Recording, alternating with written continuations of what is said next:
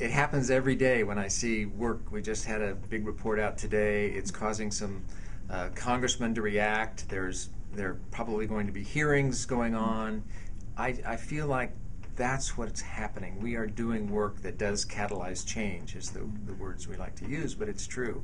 So every time I see one of our reports come out, and I know from behind the scenes what it takes to keep a staff. We're now with interns and fellows, about 50 people.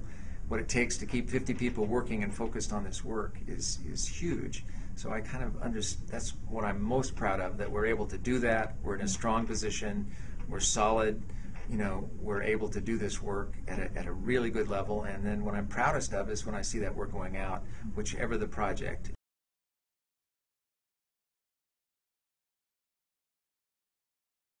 There's so much need for investigative work, for what I call watchdog journalism, accountability journalism, that I think it's great that there are more centers popping up all over the place. The center is 20 years old. We're one of the first that was set up. You know, I can see us collaborating with all of the other ones that are already there, doing work in some ways together. We're different than anyone else because we do work not only in every state, but here in Washington. We're based in DC. Most of them aren't.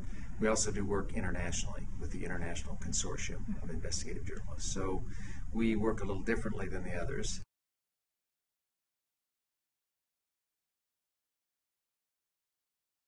Well, I talk about the importance of watchdog journalism, of investigative journalism, that we are the people who hold those in power accountable. We're about transparency. I give that overall framework. And then I talk about the work we do, which is really the gold standard of investigative journalism, because we do the hard fact-checking, writing, reporting, editing, libel review, again, to make sure we're right when we come out with a report. And it holds up, it sticks. I mean, this is really quality work when we do it on any subject that we happen to tackle, internationally, nationally, or at every state level. So I explain how we work, what we do, and then I talk about the impact of our work.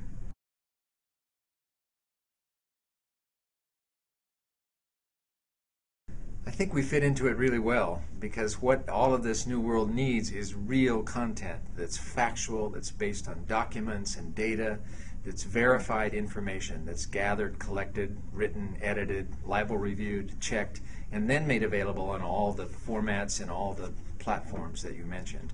And that's what the center does. We do that work. It can be distributed in any which way, by all of the other platforms and even other news organizations, but what it takes is doing the content, getting that content, making sure it's right, and then making it public.